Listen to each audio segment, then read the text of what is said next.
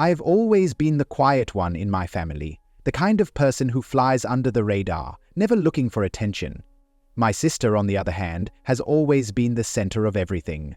Growing up, it seemed like she could do no wrong. She was the golden child, the one who got all the praise, the one who could get away with anything, and the one who always made sure everyone knew she was in charge. I wasn't jealous, at least, not at first. I just kind of accepted my role as the background player. I was fine with it. Or so I thought. Things started to shift when we both entered college. I'd always been the one who did the heavy lifting when it came to schoolwork. I'd stay up late, studying, while she partied or went out with her friends. I didn't mind, really. I was doing it for me, not for anyone else. But then, something strange began to happen. I would work tirelessly on group projects or presentations, only for my sister to swoop in at the last minute, take the credit, and act like she was the one who had done all the work. It was subtle at first, almost like she was casually mentioning things that sounded like they came from her brain, but it started to get more blatant. She would claim ideas as her own, present them as if she had thought of them, and bask in the compliments while I stood there, silent. The first time, I let it slide. After all, she was my sister, and I didn't want to make things awkward. But it kept happening. Over and over again. It wasn't until that one final project, a project I had poured my heart and soul into, that I realized how far she was willing to go. I had been the one to stay up for days straight, doing all the research, writing, and creating the presentation. It wasn't even a competition, but somehow, when we presented it in front of the class, she stepped in and claimed the entire thing as her own. And the worst part? The professor, who had seen me struggle for weeks, didn't even question it. He praised her, handed her an A, and nodded approvingly at her hard work. I was crushed, completely crushed. I had been taken advantage of, but worse, it was like no one even cared. Not my classmates, not the professor, and certainly not my sister. But that wasn't the worst part. The worst part came later that week, when I overheard her bragging to one of her friends about how she totally owned that presentation and how easy it was for her to pull off. That was the moment I realized I had been completely and utterly invisible to everyone around me, including my own family. I didn't say anything to her that day. I didn't even confront her. But inside, something shifted. I was done.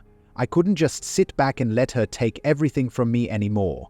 It was time to take control, and that's when I started to plan my revenge. Growing up, things were always a little lopsided between my sister and me. I don't want to sound bitter, but she always seemed to get the better end of the deal. Our parents didn't make it obvious, but it was clear to anyone with eyes who their favorite was. My sister was the loud, outgoing one, the one who charmed everyone she met, and as much as I hated to admit it, she was always the first to get attention. I wasn't even angry about it. I just accepted it. My parents weren't bad people. They worked hard and did their best to support us. But the thing about my sister was that she had this knack for making everything about her. Her birthdays were always bigger, her grades were always better, and her little achievements were celebrated with banners and cake. Me? I was just happy to be there, quietly blending into the background. But that's just how things went, and I figured it was no big deal. We were different, and maybe I wasn't the type to chase after the spotlight. The real cracks in our relationship started to show in high school. I had always been a diligent student, someone who cared deeply about my grades and my future. I'd spend hours in the library, studying and making sure my work was perfect. Meanwhile, my sister, well, she was more interested in the social scene. She'd skip classes, cheat off my papers, and somehow still manage to get by with minimal effort. It was frustrating, but again, I didn't want to make a big deal about it. After all, she was my sister. I figured that was just how things went.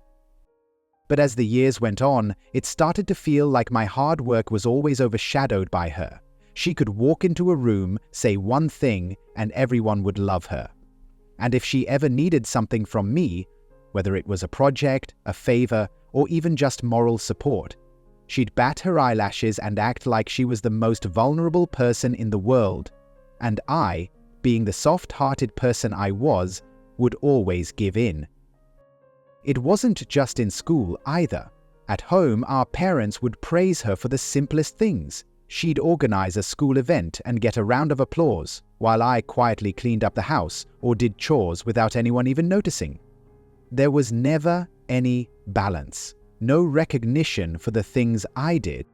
I started to realize that, as long as my sister was in the picture, I was invisible. And the more I reflected on it, the more it hurt. I had worked so hard for everything I had. Academic achievements, scholarships, awards. And yet, when it came time to shine, it was her face on the cover of everything. She had the charm, the looks, and the ability to manipulate any situation in her favor. It got worse when we both applied for college. I remember the day we received our acceptance letters. I had worked tirelessly to perfect my application, wrote heartfelt essays, and made sure I was everything they were looking for. And when I got in, it felt like the culmination of all my hard work. But instead of being happy for me, my sister barely even acknowledged it. In fact, I remember her casually mentioning that she wasn't really sure which school to go to, as if it was all just another decision to be made on a whim. She didn't care because she knew no matter where she went, things would work out for her. Then came the day we both got to college and were assigned to different dorms. The first semester went by in a blur. I stayed focused, went to every class and kept my head down. But she was everywhere.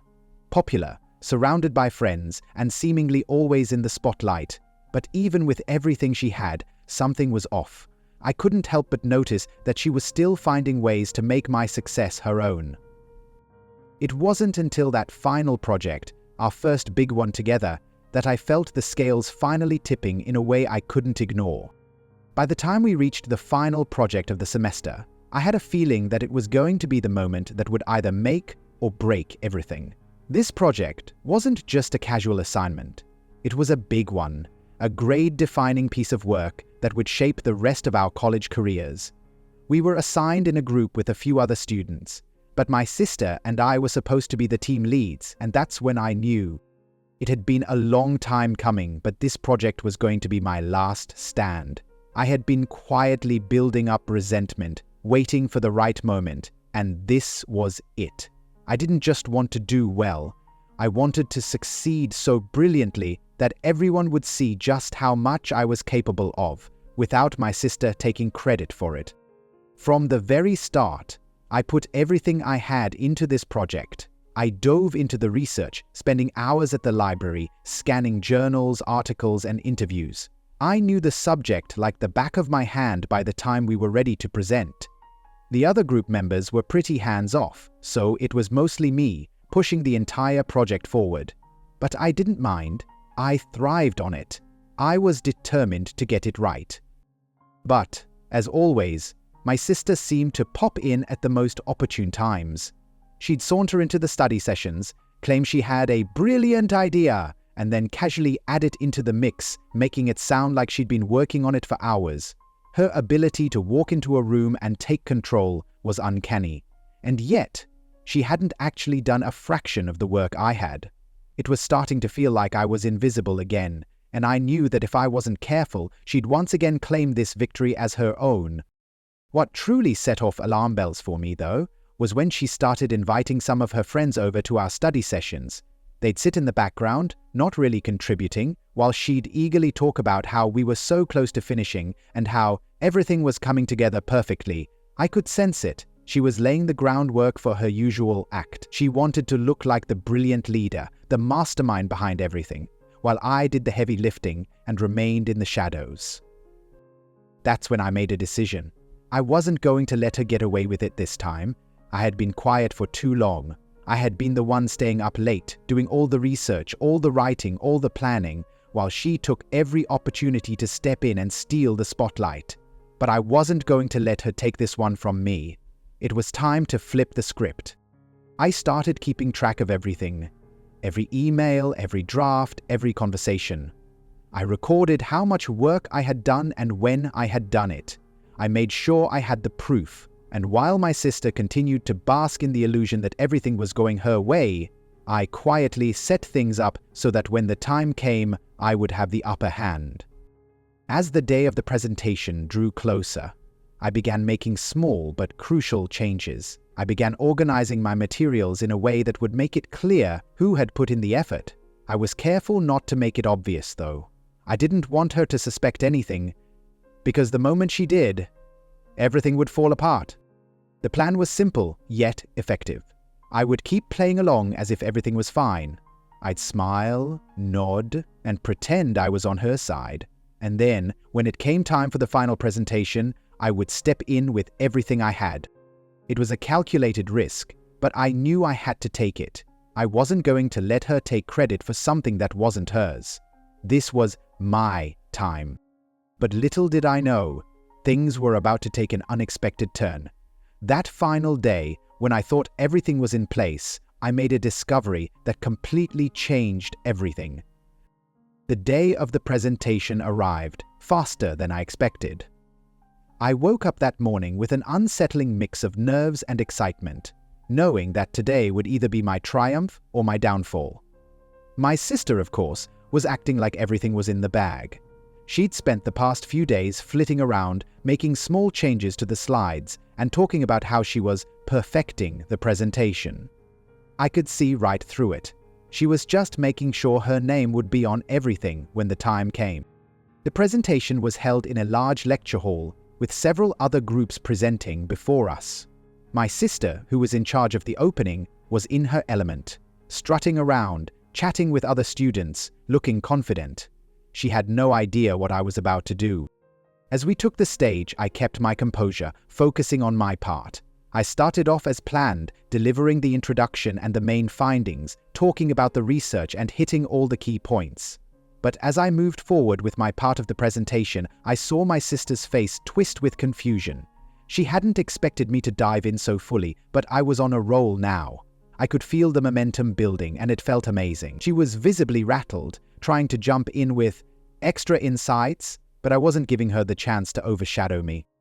Then came the turning point. As I moved through the slides, I got to the section where my sister had contributed her brilliant ideas. The data she had suggested was shaky at best, and I could see the tension on her face as I began to explain how my analysis showed some glaring flaws in her so-called solutions. I wasn't being rude, but I was thorough. I called out the mistakes in a way that was professional and well-reasoned, all the while glancing at her. I could see the panic creeping in as she tried to interrupt, but I was one step ahead. The room was quiet as I moved to the final slides, detailing the methods I had used to collect the data. I'd already sent these documents to the professor in advance, making sure he saw the difference between my work and my sister's claims. I made a calculated move by referencing emails, timestamps, and other documentation that laid bare the truth about who did what. The professor, who had always praised her before, sat there, frozen, as I systematically dismantled the illusion she had created. But the real kicker came when I looked directly at my sister and said, "I just wanted to make sure we gave credit where it's due." There was a pause. She froze, her face draining of color. The students in the room who had been unaware of the underlying tension now realized what was happening. The whispers started. My sister tried to brush it off with a nervous laugh, but it was too late. The professor, now visibly uncomfortable, addressed the room. "I've received emails from both of you regarding your contributions. It's clear to me that there were discrepancies between what was claimed and what was actually done. We'll be looking into this further after class." My sister's face was a mix of shock and fury. She had tried to take all the credit, tried to rewrite the narrative in her favor, but it had all crumbled in front of everyone. I had finally done it. I had exposed her in the most public and humiliating way possible. The rest of the presentation was a blur. My sister stammered through the rest of the slides, clearly rattled, while I finished with ease. It was my moment of triumph. The professor, now visibly tense, quickly wrapped up the session. He didn't even attempt to congratulate my sister as he had done in the past. No, this time he turned to me and said, "I'll be reviewing your work more closely, but you did a thorough job today." When the class ended, my sister didn't look at me. She didn't say a word. She simply grabbed her things and stormed out. I didn't even care. The victory was mine. In the days that followed, everything changed. The atmosphere between my sister and me was icy, to say the least. She tried to avoid me, hoping it would all blow over, but I didn't let it slide. I had won, and I wasn't going to back down. It wasn't about the project anymore. It was about standing up for myself after years of being overlooked and undervalued. The professor didn't waste any time following up. He called both my sister and me into his office, separately, to discuss the situation. It was awkward, more so for her than for me, of course. He didn't mince words. The discrepancies in our work were glaring, and while he didn't outright accuse her of dishonesty, it was clear that she had taken credit for things that weren't hers. He made a point of giving me extra credit for my thoroughness and integrity in the work, which felt like a silent but satisfying slap in the face to her. Meanwhile, the rest of the class seemed to catch on quickly. The gossip spread, as it always does in a college environment. I wasn't trying to make it public, but the truth had a way of coming out. My sister's popularity, once so unshakable, started to erode. She wasn't the golden child anymore, and people began to distance themselves from her. They saw her for what she truly was, someone who didn't work for her success but simply took it from others.